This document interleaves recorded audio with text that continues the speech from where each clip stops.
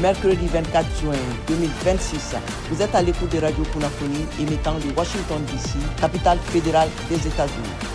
Bonjour à tous et bienvenue dans notre journal de la matinale. Voici les titres. Nous ouvrons ce journal avec la disparition de M.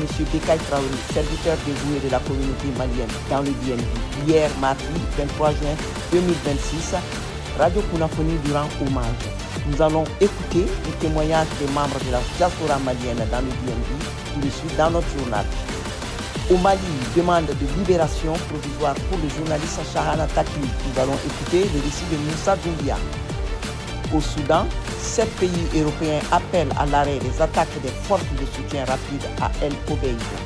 En Tunisie, la justice confirme la condamnation de la militante antiraciste Sadia Mouchata. Et dans notre page magazine, nous allons parler des négociations de paix entre l'Iran et les États-Unis. La diplomatie reste sous tension, le détroit d'Ormuz au cœur du bras de fer. Et enfin, en sport, la Coupe du Monde 2026 qui se poursuit aux États-Unis, au Canada et au Mexique, avec notamment des matchs Panama-Croatie qui se jouent à Toronto, Colombie-DRC qui s'est joué déjà à Guadalajara, en Mexique. La Suisse doit confronter aussi le Canada à Vancouver. La Bosnie doit confronter le Qatar à Seattle. Les matchs Écosse-Brésil et Maroc-Haïti au programme de ce 24 juin 2026. Les détails dans notre journal. Rebonjour et bienvenue dans le journal de la matinale de Radio Kunafoni. Au micro, Sanata Koulibaly. Nous commençons par cette triste nouvelle qui a affecté hier matin toute la diaspora malienne vivant dans le DNV. Le décès de M. Becaye Traoré, figure respectée et engagée de la diaspora malienne dans le DNV.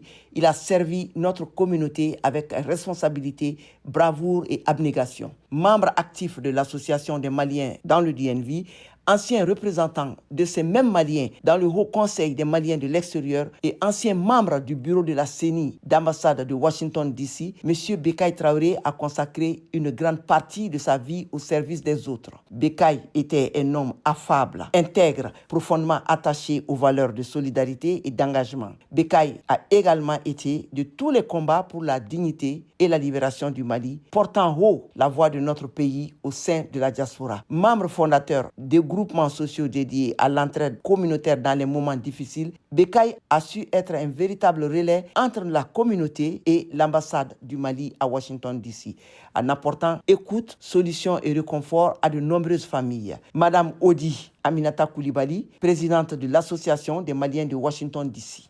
Merci de me donner l'occasion au nom de l'AMAO, l'Association des Maliens de Washington DC, Maryland et Virginie, et à mon nom personnel en tant que la présidente actuelle de cette association, de rendre hommage à notre cher frère et doyen, M. Becaye Traoré, rappelé à Dieu ce matin. Aujourd'hui, la communauté malienne du DMV et de la diaspora entière aux États-Unis perd un homme d'exception alors. Un pilier, un rassembleur et un serviteur très sincère. Becaye a servi dans notre communauté avec dignité, avec constance et générosité. Parmi tant d'autres rôles qu'il a joués dans la communauté, je peux citer qu'il était le vice-président de l'AMAO. Il était aussi un des vice-présidents du Haut Conseil des Maliens pendant plusieurs années. Il était un membre fondateur de Soutra, et j'aurais appris que c'est lui-même qui a donné le nom Soutra, à une structure essentielle qui accompagne nos familles dans les moments les plus difficiles, notamment lors des obsèques et de rapatriement de nos défunts vers le Mali. Dans le DMV, Becaye était une présence rassurante. Alors. Il était une main tendue, toujours. Il était une voix de sagesse. Lorsqu'une famille était éprouvée ou qu'un membre de la communauté avait besoin de soutien, il fallait juste appeler Becaye. Tout le monde savait ça. Le numéro de Becaye était sur le speed dial pour tout le monde. Il répondit toujours présent, avec humilité, avec discrétion et avec humanité. Il y a tellement de choses que je peux dire sur Becaye. Il y a tellement de choses que beaucoup de personnes peuvent dire sur Becaye. Il était un homme extraordinaire. Comme on dit chez nous, Angayiriba de Bina, notre grand arbre sous lequel on s'asseyait pour avoir l'ombre est tombé. Nous présentons nos condoléances les plus attristées à son épouse Awa, à ses enfants, il en avait 3, à toute sa famille, aux États-Unis, au Canada, au Mali, partout où il se trouve, à ses proches et à toute la communauté malienne, dans le DMV, à New York, en Philadelphie, dans la diaspora. Que Dieu te fasse miséricorde, Becaye, qu'il accepte tes bonnes actions et qu'il t'accueille dans son paradis. Nous ne cesserons jamais de te pleurer. Tu es merveilleux et nous te porterons dans nos cœurs pendant longtemps, pendant toute notre vie, jusqu'à ce que nous te retrouvions un jour. Nous écoutons maintenant Mme Adam Wologem, doyenne des Maliens de Washington, D.C. Je l'ai toujours appelé mon vice-président, car quand j'étais la présidente de l'Association des Maliens de Washington, il était mon vice-président. Becaye a été dans tous les combats. Donc, le message que je lui adresse là où il est, puisqu'il nous entend, aujourd'hui, tout ce que nous avons. Demain est un mystère que seul Allah connaît. Et il t'a appelé vers lui, vers une distance. Il t'a appelé vers une distance au-delà de notre portée. Qu'aurait pu croire que tu nous aurais quittés de sitôt. Tu étais la pierre angulaire de notre famille malienne en Amérique. Ta clairvoyance a éclairé de nombreux chemins et renforcé notre communauté. Tu nous as montré la voie de l'humilité, de la sagesse et de l'espoir. Ta contribution à notre famille malienne d'Amérique vivra en nous pour toujours et éternellement. Tu nous manqueras, cher frère, cher vice-président. Je l'ai toujours appelé mon vice-président. Dors en paix dans Jannatul Firdaus, le paradis éternel d'Allah subhanahu wa ta'ala. Inna lillahi wa inna ilayhi raji'un. Inna lillahi wa inna ilayhi raji'un. Toute âme goûtera à la mort, aucune âme ne sera épargnée. Allah subhanahu wa ta'ala a créé son monde.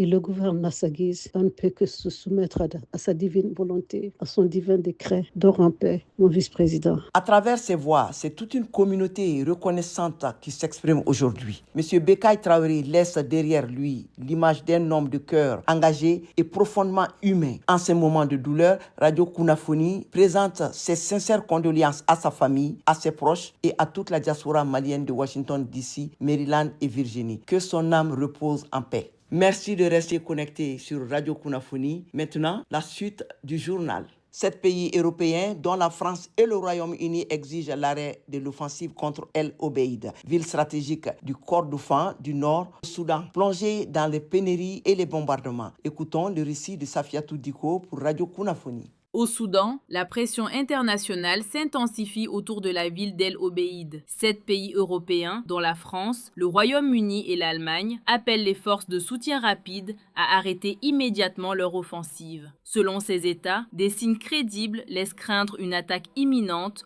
contre cette ville stratégique du Kordofan du Nord, déjà frappée depuis plusieurs jours. Sur place, la situation humanitaire se dégrade rapidement. Les bombardements ont fait des victimes civiles et provoqué de graves pénuries d'eau, de nourriture et de carburant. Privée d'électricité, la ville est aujourd'hui au cœur du conflit soudanais, tandis que les appels se multiplient pour protéger les civils et garantir un accès humanitaire sans entrave. Safiatou Diko pour Radio Kunafoni. Nous partons maintenant en Tunisie, où la justice tunisienne maintient la condamnation de la militante anti-raciste Sadia Mouchab. Après plusieurs heures de délibération, la Cour d'appel a confirmé ce 23 juin la peine de 8 ans de prison et une amende d'environ 30 000 € pour blanchiment d'argent et enrichissement illicite. Présidente de l'association Menti, elle avait déjà été condamnée en mars dernier, une décision qui avait suscité une forte mobilisation en Tunisie comme à l'étranger,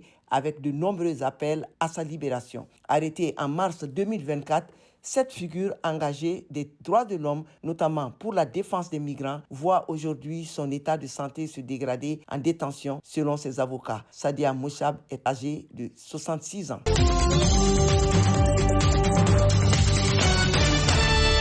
Page Magazine, où nous allons parler aujourd'hui sur le dossier Iran-États-Unis qui est rentré dans une nouvelle phase mêlant négociations, voyages diplomatiques et messages très fermes autour du détroit d'Ormuz. Entre la visite du président iranien au Pakistan, la tournée américaine dans le Golfe et les annonces sur la liberté de navigation, c'est tout l'équilibre régional qui se joue en ce moment. La marge de manœuvre diplomatique reste étroitement surveillée. Au final, le dossier Iran-États-Unis concentre les grandes lignes de fracture au Moyen-Orient.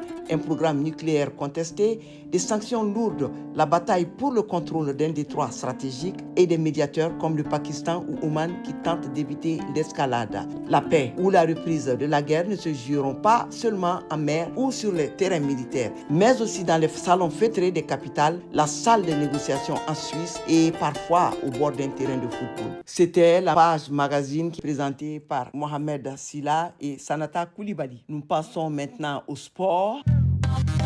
Maintenant, place au sport.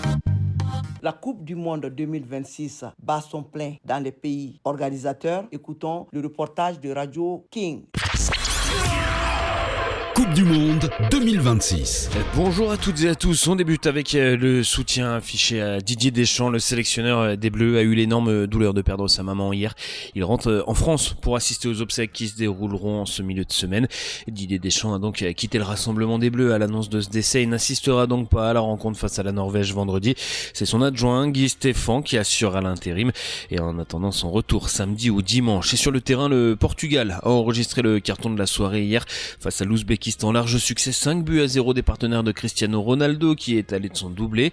La légende a lui aussi décroché un record. Il est le seul joueur de l'histoire à avoir marqué lors de 6 Coupes du Monde différentes. Son tout premier mondial remonte à 2006 avec la sélection portugaise. Nuno Mendes a un but contre son camp du gardien Nemetov et Rafael Leao ont parachevé le score portugais. Et dans les autres rencontres de la soirée ou de la nuit, l'Angleterre cale lors de cette deuxième journée. Match nul 0-0 face au Ghana, une rencontre qui a été assez cadenassée avec un bloc ghanéen très solide. Et dans l'autre rencontre du groupe, la Croatie s'est péniblement défaite du Panama, victoire 1-0 grâce à Budimir à la 54e minute de jeu. Les Croates, elles se replacent à la 3e place de leur groupe en attendant la dernière journée face au Ghana, 2e à égalité de points avec l'Angleterre. Et puis dans le dernier match de la nuit, la Colombie a battu la République démocratique du Congo 1-0. Munoz a inscrit le seul but du match. Il s'agissait du dernier match de la deuxième journée de phase de poule. Et ce mercredi, 6 rencontres au programme. Les 2 rencontres du groupe B se déroulent à 21h. Suisse, Canada et Bosnie-Herzégovine-Qatar. À minuit, place au groupe C avec Écosse-Brésil et Maroc-Haïti. Et puis à 3h du matin, la nuit prochaine, République tchèque, Mexique et Afrique du Sud, Corée du Sud. Voilà, c'est la fin de ce flash. Très belle journée de foot. Coupe du Monde 2026.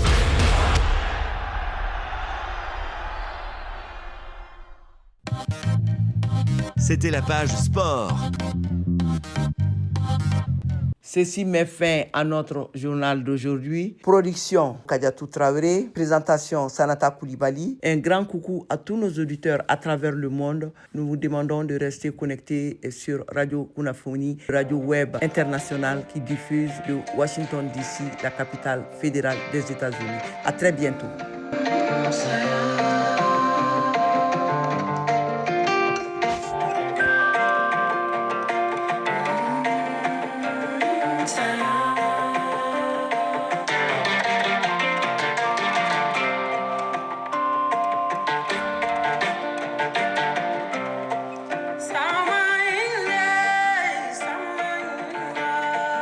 Sama